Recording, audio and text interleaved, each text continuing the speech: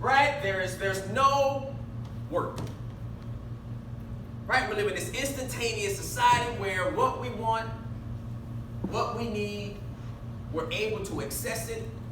We're able to obtain it very quickly with limited time. Right?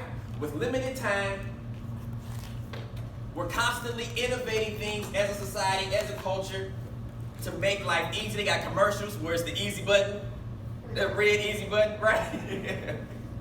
But we're constantly innovating things. We're constantly making things. We're constantly coming up with things to make life easier, less difficult, no traction, no friction, no struggle, no labor, to reduce the time to get from point A to point B. Right? That's the society that we live in. So essentially, we are living in an instantaneous society where we are seeking to eliminate the aspect of process. But it's the process that has value. It's the process that shapes you. It's the process that allows you to appreciate what you ultimately end up obtaining. It's the process that allows you to learn some things about yourself. It's the process that gives you a better understanding of who you are, life, what God has for you. It's the process that allows you to be more understanding of your downfalls, your strengths, your weaknesses, your barriers. It's the process that is valuable.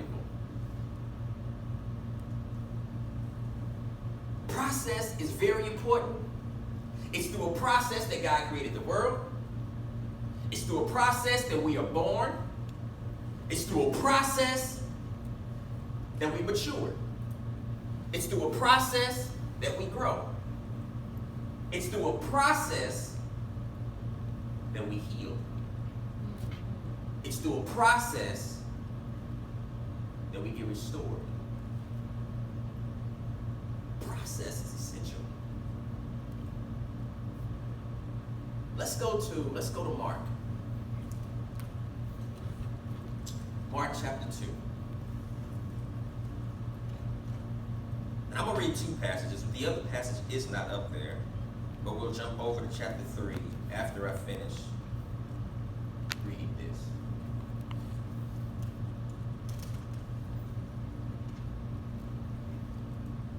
Let me get a reader for this. Sure, read this. Read that passage. All of them. Once again, Jesus went out beside the lake. A large crowd came to him, and he began to teach them. As he walked along, he saw Levi, son of Alphaeus, sitting at the tax collector's booth. Follow me, Jesus told him. Levi got up and followed him. While Jesus was having dinner at Levi's house, many tax collectors and sinners were eating with him and his disciples, for there were many who followed him. When the teachers of the law, who were Pharisees, saw him eating with the sinners and the tax collectors, they asked his disciples, "Why does he eat with tax collectors and sinners?" On hearing this, Jesus said to them, "It is not the healthy who need a doctor, but the sick. I have not come to call the righteous, but sinners." Yeah, thank you. Heavenly Father God, we thank you for this time. Lord, as we now transition into hearing a word from you in this worship service, God, I pray that you decrease me to the smallest capacity so that you may increase. Allow me, Lord, to be a free-flowing vessel that's full of your word, that pierces the flesh, that touches the heart, that meets each and every one of us exactly where we are, God. For you are the author of life, for there is nothing random in you, Lord God. And so we're all here according to the purpose that you have for us, Lord God. So allow us to receive the word that you have for us, even though we are in different stages or going through different things in life. Allow it to be relevant to us. Allow it to raise awareness, to educate, and to inspire us, Lord God, toward a deeper understanding and knowledge of you and ultimately of us. God, I pray that you not only minister through me, but to me as well. In Jesus' name we pray. Amen. Amen. Amen. As we look at this discipleship series, I want us to begin to think about this concept that success comes through a process. You know, we see people, and we have a term for it sometimes when they rise to success really quickly, and a lot of times we say overnight success, right? But essentially there is no such thing as overnight success. Success comes with the process. I use a lot of sports analogies because I love sports. And we just had the NBA draft this past week, on this past Thursday. And of course, you know, you have these lottery picks and you have these guys that go from everyday citizens from an economical standpoint to the top 1% when it comes to an economic standpoint. Meaning they go from having enough to get by to being millionaires, right? 10 times and 100 times over, right? And so even when you think about this huge transition from a monetary standpoint that takes place with just signing their name on one line and hearing their name called one night, and then everything changes, there's still a process that allowed them to get to that point. The countless hours of repetition, the sweat, the tears, the mistakes, the missteps, the struggle, the constructive criticism, the wanting to give up. It's the process that allows them to become so emotional when a mic is put in front of them for the first time after they hear their name called to a place that they've been trying to get to for so long that sometimes, regardless of how many people were praising them, they went through times where they wondered whether or not they would actually make it.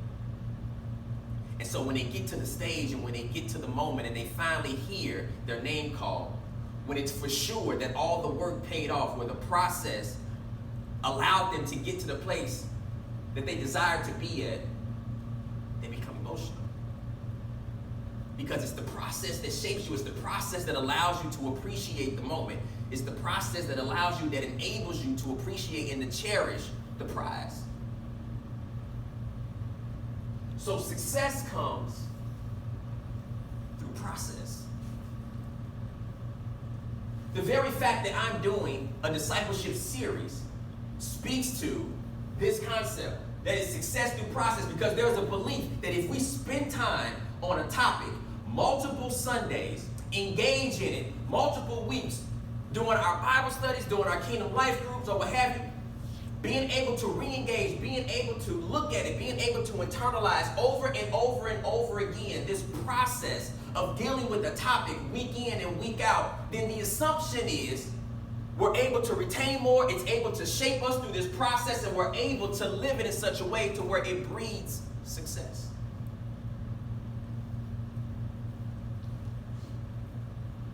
Everybody say success. Success. Through process. Paul writes in Ephesians in chapter 5 that we ought to be imitators of God. Right? Imitators of God. What does that mean? Same thing he does. Right? Jen loves to imitate her grandkids. Right? What they do, she'll do. Right? But it's being imitators of God. It's seeing him, watching him, knowing him, being in relationship with him, and being able, right, to do those same things. To follow in the path of God. To walk in his footsteps. Jesus said this to his disciples when he was washing their feet. In John 13:15, he says, I have set you an example that you should do as I have done for you. Pay attention to how I'm living. Pay attention to what I'm doing. Pay attention to the context in which I do things. Because I want you to do those things as well. I want you to follow after me in such a way. I want you to imitate me in such a way to where when people see your life live, they get a glimpse of me. When people hear you talk, they get a sense of me. When people look at your life, whether they're close to you or not, they get a chance to see my nature. They get a chance to see my goodness. They get a chance to see the attributes of me that are so special and unique and holy. Jesus says your relationship with me has implications on how you live.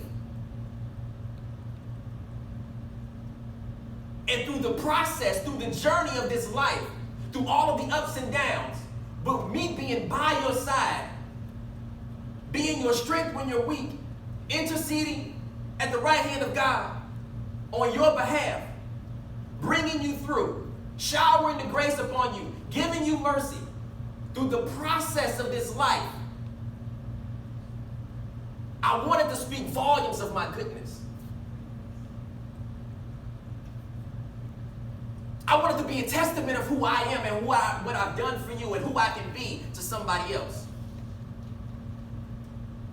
When I do things in your life that people can't explain, when I perform a miracle in your life, when I have a kingdom agenda that's carried out in your life or around your life or in your context or in your community because of your prayers and because of your faithfulness, I want those things to bring glory and honor to my name. I want you to be a catalyst for me to get the glory. So I want to take you on this process, this life journey, with you holding my hand, with you walking on me, so people can see how much I am needed and how transformative my love and my power is in somebody's life.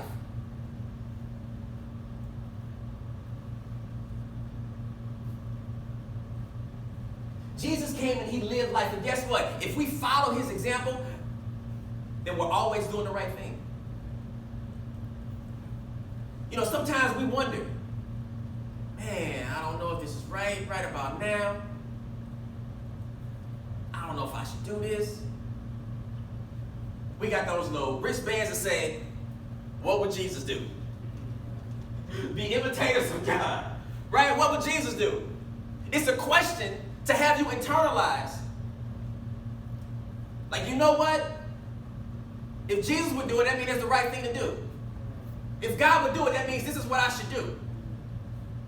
If God has already set the example, if he's already laid the blueprint, then why try to recreate the wheel? This informs my decision-making process. It's making sure that I am aware and I know what Jesus says.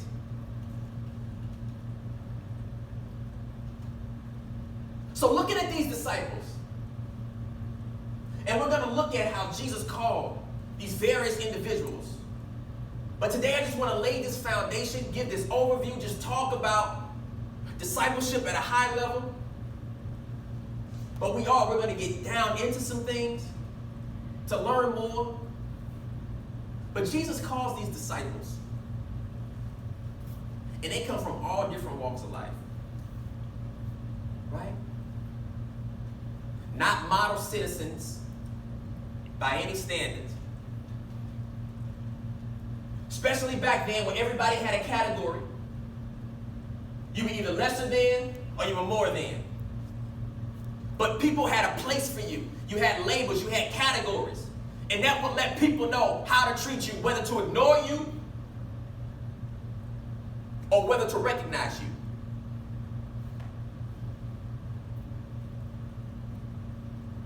Whether to give you honor or discount you. So you had these fishermen, rough around the edges, sailor talk. And Andrew and Simon, who we know as Peter. Then you had a tax collector, shady, exploiting his own people for monetary gain. Get the side eye every time. Look at him. He don't care nothing about us. That's Levi, who will later become Matthew. You've got these individuals that come from all different walks of life. But Jesus calls them. He says, put down what you're doing. Follow me. Give up everything and make this transition in life. And accept this invitation. Come be with me. Come share time with me. Come invest your time in me. Come be in this intimate relationship with me. Come have dialogue with me. Let me talk to you. Let me expound on things. Let me empower you. Let me give you assignments. Let me correct you. Let me love on you. Essentially, it's an invitation to come and sample true life. Oh, taste and see that the Lord is good. Jesus says, come follow me. Come sample true life. Come taste of my goodness. Why would he do all of these things? We've already described the personalities. We already know where they stood in society. So why would Jesus come and do so much for people who were considered to be so little? Why give everything? Why call them? Why would he spend so much time with them? Why would he be patient with them? Why would he correct them? Why would he challenge them? Why would he train them? Why would he retrain them? Why would he put emphasis on things? Why would he have to put emphasis on things again? Why go through all of that with people who were considered to be unworthy of the time and the attention and the effort? Why be so high, the Savior, the Messiah, the promised one, and invest in people so low? Tax collectors, fishermen, uneducated, unlearned. Why do that? Why give so much to people who were seen to be so little? There's too much of a gap. Why go through that process of them not getting it? Having to teach them and reteach them? Why go through the process of their faith faltering at times? Why go through the process of them acting too quickly, being hastily? Why go through the process of them sleeping on the job? Why go through the process of them pushing people away at times? Why go through the process of them jockeying for position in heaven? Why spend so much time with this odd bunch of individuals? Personalities from here to there, and everything in the middle. Why get down and do life in everybody's mess? Why walk through all of the difficulties? Why walk through all of the imperfections that these men had? Why be there? Why be consistent? Why go through this process of doing life with these individuals? You say, yeah, that's a good question. Why would Jesus do something like that? Jesus understood that what he was about to do would shape the trajectory of human history. It would change the course of humanity. It would be the most significant act ever. Restoring, saving, redeeming what was lost. Bringing salvation into the world. Performing an act, going through the process of bringing that salvation will essentially lead to eternal success. For the joy set before him, like it says in Hebrews, Jesus endured the cross. I'm going to go through this process of dying. I'm going to go through this process of persecution. I'm going to go through this process of dwelling among people. I'm going to go through the process of taking upon the sins of the world, even though I'm perfect, so that success, true success and true life could come. I'm going to go through the process of bringing salvation into the world, although difficult, so that when people hear their name, on that final day, and it's well done, good and faithful servant, then they enter into my rest. Then eternally, they have success. That eternally, they're victorious. And they get a chance to experience that moreover also in this life when they accept me. I'll I'll go through everything. I'll go through the process. I'll pay the price so that success comes. That's a sacrifice. Jesus says this. He says this to his disciples, and we know this. John 14, verse 6, he says, I am the way, I am the truth, and I am the life. Right? No one comes to the Father except through me. Jesus is saying what? That you cannot circumvent the Savior to receive salvation. You can't skip the process to achieve true success. You don't get this any other way but through the process of coming to me, through the process of laying down your life, through the process of acknowledging your self-righteousness, through the process of repenting, through the process of allowing me to be Savior and Lord in your life and in your heart. There's a process that allows you to get to salvation and to achieve true success. So when Jesus is choosing these 12 and he's pouring into them,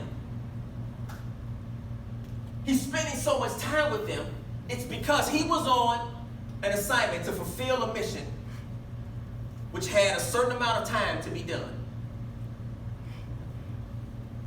I'm here for 33 years.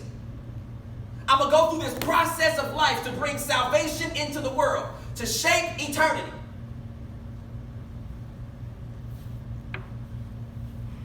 In 3 years, before I take my final breath, I'm going to choose these 12 individuals. I'm going to take them through a process. I'm going to spend 3 years intimately with these men who come from these different walks of life, who were seen as less than, who were seen as less than in society.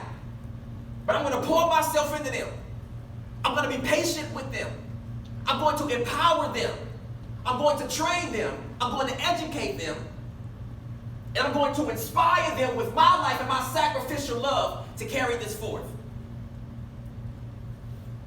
Essentially, the heart that I have and the perspective that I have and my approach to life, I'm going to replicate in these individuals.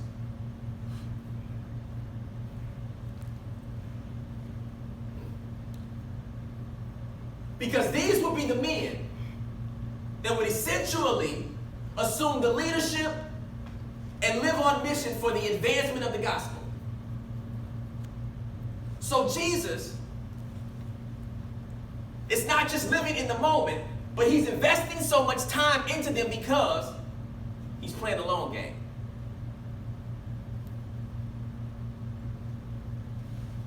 The long game is what? What's playing the long game? What y'all think playing the long game is?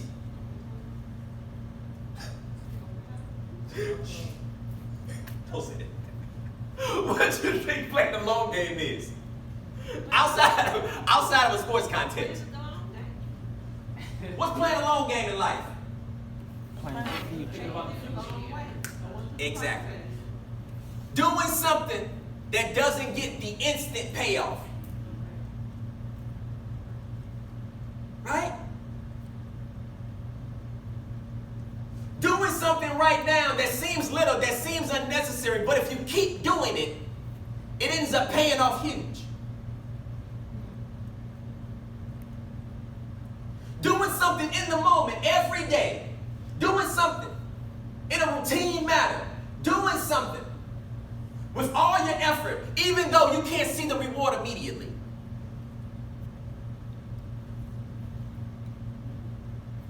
That's playing a long game. And then when people look up and they're a little older, but they see you've been doing these things and now things happen and starts to fall in place, and it looks like, oh my goodness, everything just turned overnight for you. No. I've been doing this. I've been at this a long time. I've been playing the long game for a long time.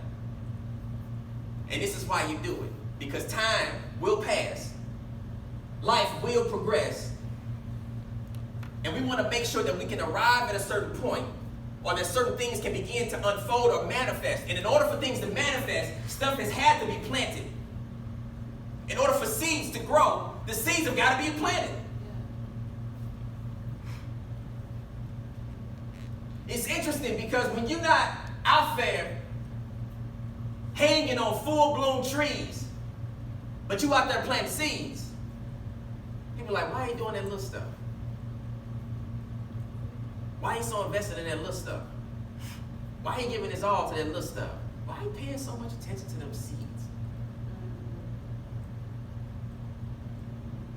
Not knowing that every single one of those limbs and every single one of those big things in life, those magnificent things, those things that look successful, all started with the seed. So Jesus says, you know what? I'm going to only be here for 33 years. And when everything hits the fan, when the kingdom agenda is carried out, when salvation is brought into the world, and an act of reconciliation that only I can do is accomplish and achieve, when I overcome the enemy and this world, guess what? I'm going to need some imitators of me. I'm going to need some disciples. I'm going to need some true followers of me to carry forth everything that I just did. So I already see the end game because I am the Alpha and the Omega. So when I come in, I can invest in things, or I can invest in people that look to be not worthy of my time. Quote unquote, the little seeds.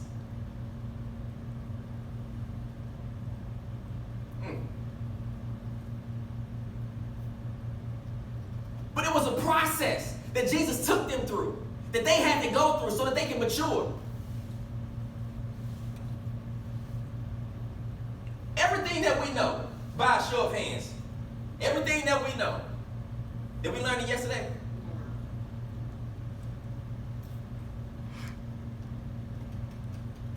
So we have been going on a process, or we have been going through a process of maturing, of growing, of becoming who we are today.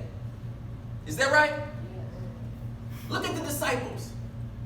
He said, come follow me. And I'll expound on this next week. Come follow me. Let me expand your life. Who, me? Yeah, you. But I'm just a fisherman. All I know is the deck. All I know is the waves. All I know is the local tradesman. All I know is how to make this money. All I know is how to cast this net. That's all I know. I don't got nobody telling me that I can do anything else. This is all I know. I don't have anybody saying that I can be more. This is all I know.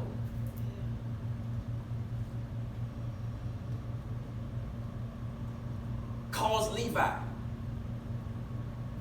while he's doing what he does. He's in the tax collector's booth. He's doing what he does. Doing things that are shameful. Doing things that he should be not proud of. Doing things that are hurting other people. Come follow me. Let me expand your life. I'm going to be intentional about building a relationship with you. Who, me? Now, I'm really just focused on this money. I don't know. I don't see any other way to be successful. This is what I have to do. This is my grind. This is my hustle. I said, come. I know they call you Levi right now, but I see you as Matthew. I know what you're doing right now, but through me, ultimate change comes. I know what you're doing right now, but I promise you the process of knowing me and walking through life with me will change you more than anything else that can ever change you.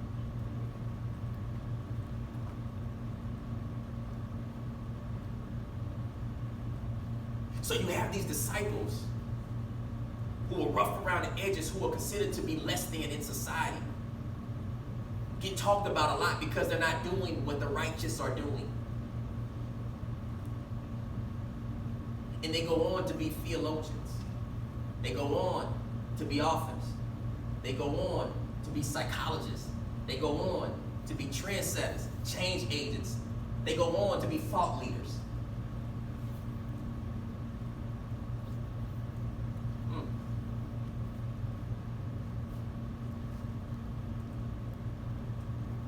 Instead of working on the banks or the shore of a particular area, now they transform the world. That's success through a process. Just like growth is a process, discipleship is a process. It's not instantaneous.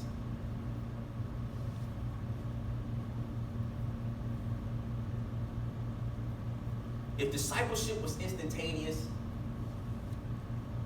this one sermon will be enough.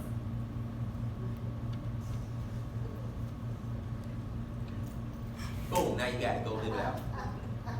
Ain't gonna be perfect at it. No missteps. No mistakes. No wrong words.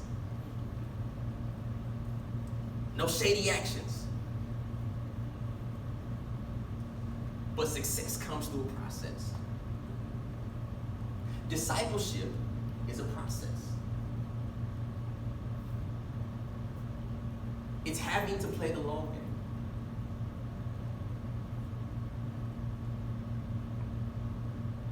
Discipleship is not quick. It's not concise. It's not cookie cutter.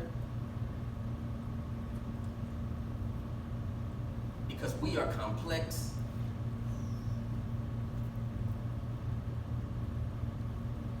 multifaceted, depending on the day, depending how the wind blowing, depending on what you say to me, depending on how I feel kind of people. You say, man, it's a lot of variables you just said. Yeah, I know. That's why we always up and down. Can't figure one another out. I thought you just told me that. What are you doing? I thought I was clear when I said what I said. Wasn't I clear? What are they doing? Right? We always doing that. Always, always, always. But discipleship is a process. Jeremiah, second son, just celebrated 5 years on Friday. Have the birthday party today. But it's funny because it's like I'm looking at his process in life. I'm looking at his first 5 years on this earth. And I'm like, man, where did this time go? Right? We're celebrating this 5th birthday, this celebration of life. Right? Been alive for 5 years, but I've seen the process. Every birthday he wasn't able to talk and say, hey, Daddy, it's my birthday. Every birthday he wasn't able to laugh and jump around and go run around. Right? It's amazing, the process. First, it's in the womb, and all I can do is maybe feel through Ebony, him. And then the process of me actually not really knowing how he looks, to actually see how he looks. And to not only feel just him through Ebony, but to actually feel his skin, to feel his touch, for him to feel me. It's a process. And then for him to be completely dependent upon us, not being able to say a word, to then him being able to be on his own, to roll over, to raise up, to stand up, to try to take some steps, only to fall. And try to take a step, he gets one, but then he falls. To take him more than one step without falling, but then he ends up falling again. To being able to walk without falling. To being able to run and still falling. But watch this. It teaches me something about life. It teaches me something about this process that Jesus had his disciples on and this relationship. Because Jesus called them into a relationship. Jesus called them into an environment that took into account the inevitable mistakes and missteps. He says, come follow me. And I'm going to expand your life. I'm going to take you from point A to point B. I'm going to do things in you and through you and do things for you that you could never imagine. But guess what? This is going to be a loving relationship where I'm going to take into account your missteps. I'm going to love you through you not getting it all the time. I'm going to do life with you and repeat things to you because I'm creating this environment of discipleship that has grace built in for the inevitable, flawed humanity. A lot of times we want people to get what we get and get it all the way and for it to change their life completely as soon as we give it to them. Sometimes, boy, oh man, whew, I get a word from God and I give somebody something, I'm like, oh my God, that was good. That's got him. Only to have that person come back doing the same thing and sometimes even worse. I'm like, nah, I just gave you my best. What I gave you could change your life. Why ain't you getting this? And I've had some conversations, honest to God, for over a decade.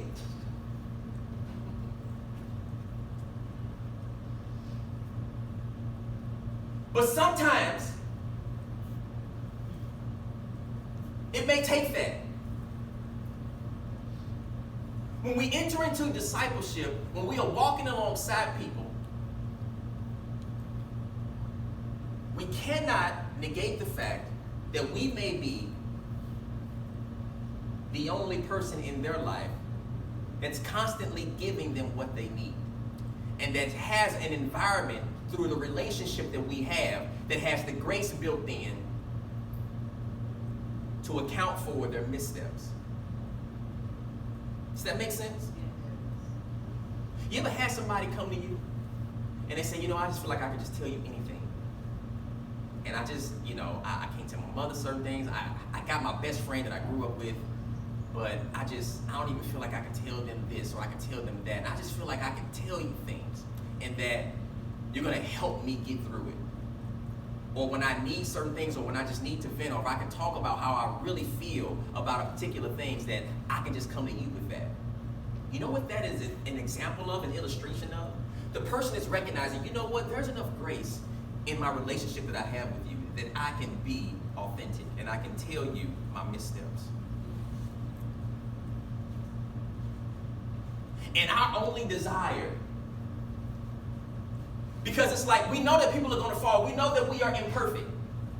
But you know what the desire is? Is that, hey, I know you're going to fall, but fall forward.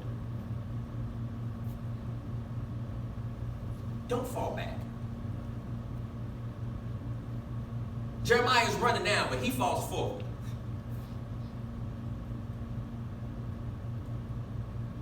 We want people to be falling forward. We want to fall forward. Because we're not perfect and we don't have it all figured out and we still have missteps. But when we fall forward, we're closer to God. We learn from that mistake. He enables us to get back up. And now we're closer to Him. That's the desire through discipleship. Jesus spent 3 long years with these men, investing into them, forgiving them, having a relationship that took into account their missteps. They're flawed. They're human. But ultimately, they were falling forward. Because when Jesus left, they weren't the same men as when He first called. When Jesus left, nobody gave up. When the crucifixion happened, and they put Him on that cross, and everything hit the fan, they were gone. But after he was gone, meaning when he ascended back up into heaven, right? Because when he died, everything was silent. They were in the house, they were on the low, they were like, we ain't going nowhere. Jesus came back, fulfilled everything that he had said, taught them about the kingdom of heaven for 40 days. Then he ascended back up into heaven. And you know what? They were transformed. They were different. They said, regardless of what comes, regardless of what struggle may come, guess what? I've seen him. I've done life with him. He's poured into me. I'll give my life for him. I've seen the author of life. I've seen the promised Messiah. I am a witness to the one true living God. And nobody can take me off that pedestal. Nobody can take me off that. So regardless of the threats, regardless of the persecution, I'll still do what he's called me to do. I'll spend time with people just like he spent with me. I'll see people that the majority of society doesn't see because he did that for me. I'll have relationships that has the grace built in to account for the inevitable missteps because that's what he did for me. I'll make sure that people know truth and they know what God desires of them, and I'll challenge them in a loving way so that they can fall forward because that's what he did for me. That's discipleship. Very high level, but this is what he did. So what is a disciple? Jen had it. It's a student of a teacher. Thanks, O. Someone who adheres or follows someone else. Someone who adopts the ways of someone else. It's a disciple.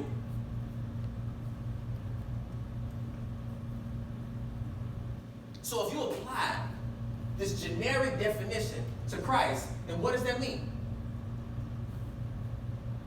It means I'm a follower of Jesus Christ. I've adopted his ways and his word for my life. It rules, it governs, and it guides me. He is my ultimate teacher. For Proverbs 16:22, for an understanding is a fountain of life to those who have it.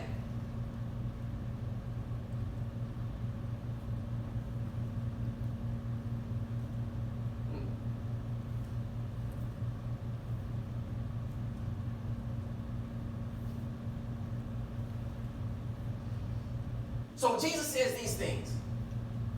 And of course he says a lot more. But in John 8:31, he says, if you hold to my teaching, then you are really my disciple. If you hold fast to what I say, if what I say outranks and overrules everything else that everybody else is saying, all the chatter, all the noise, all of the other opinions, if it's my word that you make the decision to stand on and walk in, then you're my disciple. And Jesus said, I'm talking to people that think they mine. That's why he uses that language. You are really my disciple. John 14:6. We just read that, right? I'm the way, the truth, and the life. No one comes to the Father except through me. I'm not an option. I am the way. Big difference. There is no options for salvation. There is just a way for salvation. There are no options for eternal success and victory. There is just a way for eternal success and victory. Jesus says, I am what? Not a way, I am the way. I am not a truth, I am the truth. I am not a life. I am the life. Everything goes through me. And if you try to get something outside of me, then you don't have anything.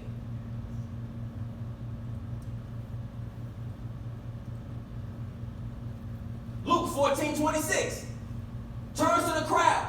If anyone comes to me and does not hate his father, his mother, his wife, and his children, the most significant relationships that you can think of in this life, and even your own, then he cannot be my disciple. If I'm not first, you cannot be a follower of me.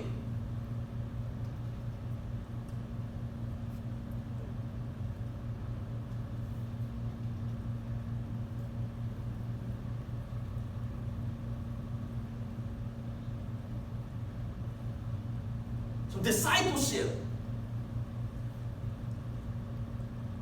Jesus says you got to understand that it's my word that governs you. It's me who leads you.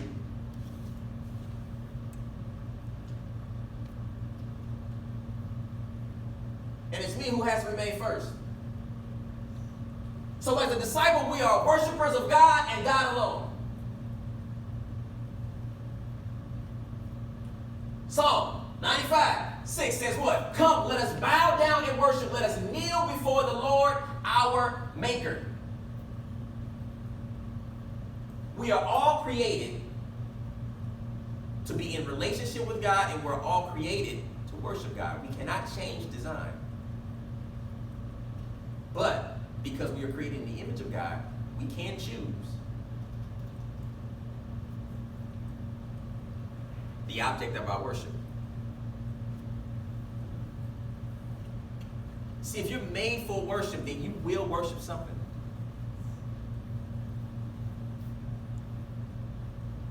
You cannot get around that. Every single one of us.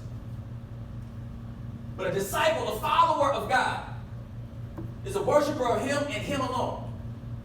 To be a disciple, a servant. We're looking at Mark. The theme of Mark is that.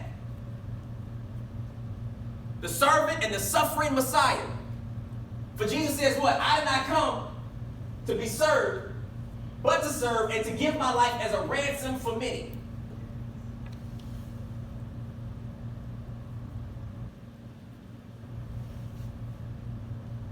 Second Corinthians 4:5, for we do not preach ourselves. This is what Paul writes.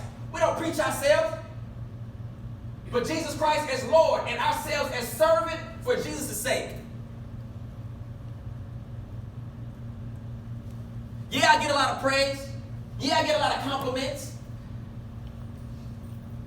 Paul says this may afford me a platform, but guess what? With that platform, I tell you who I'm serving. What did Jesus say? It's not my words, but it's the Father's words that's in me.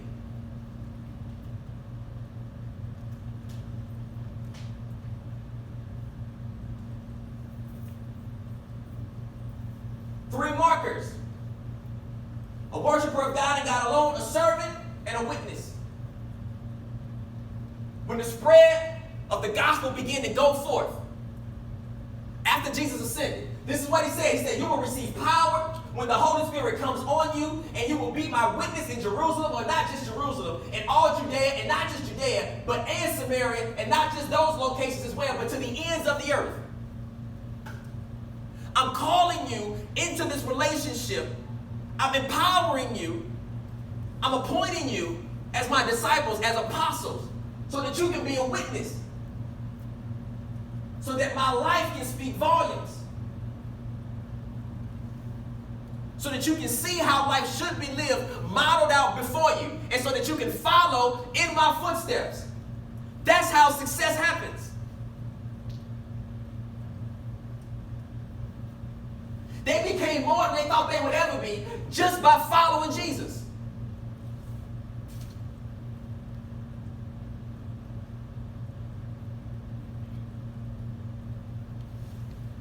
Unlearned, uneducated men end up becoming thought leaders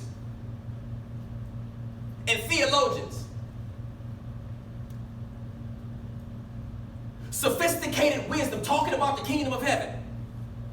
Relating the kingdom of heaven to everyday life. Preaching to multitudes. Being able to have a message that's tailored to the different audiences as they're going from location to location. How could you do this if you're unlearned and uneducated? Because nothing else changes you more than following Jesus.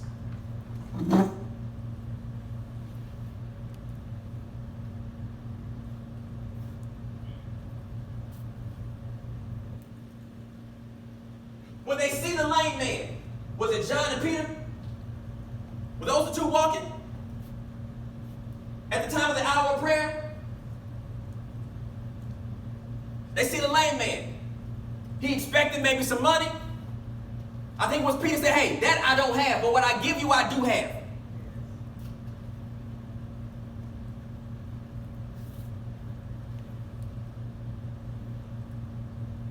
I'll give you God. Right? I'll introduce you to him.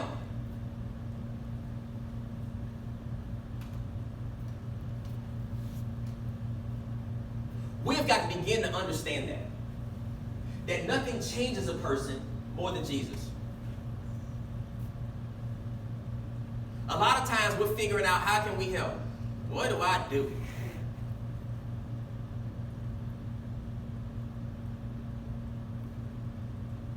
But maybe start here. Start at what changes the person the most.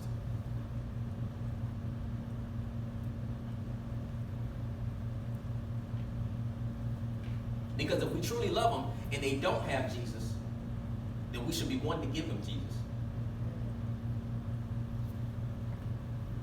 And if we really love them, we won't put a time limit on it.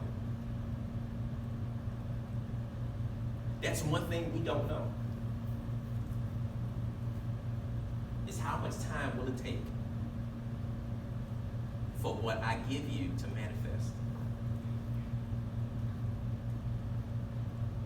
At what point will my time, my attention, and my effort, and my words of counsel that are guided through God, at what point will they begin to shape your life? We don't know that.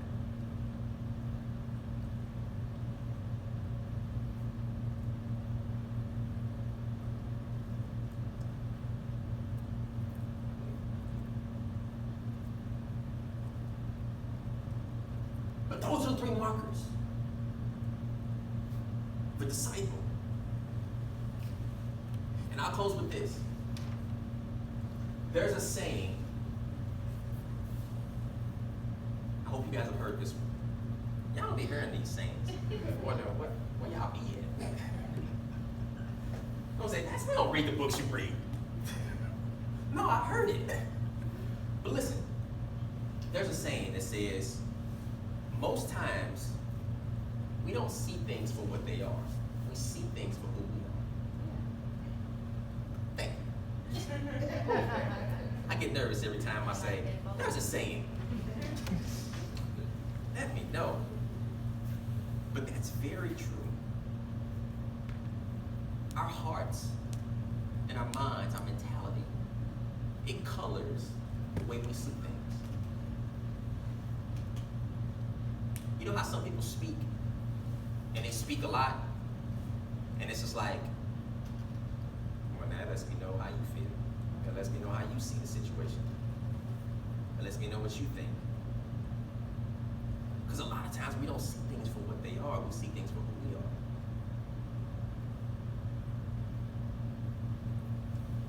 And so, listen, I wanted to close with that. Because the world saw unqualified, uneducated, unworthy individuals. Right? Questionable ways of making a living. But Jesus saw potential. Jesus saw change. Jesus saw success. That success is only achieved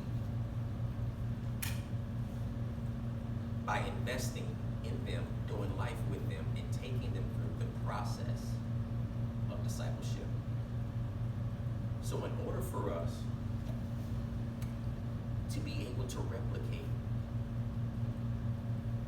the impact that God has had on our lives, to produce other people that can actually lead other people to Christ, to live out that word, is to not discount people based on what they're currently doing, but to say, God, how do you want to use me to do life with them through the wisdom and do it the proper way, so that ultimately, through our relationship that has enough grace built in and enough guidance built in and a consistent example that's built in through my life,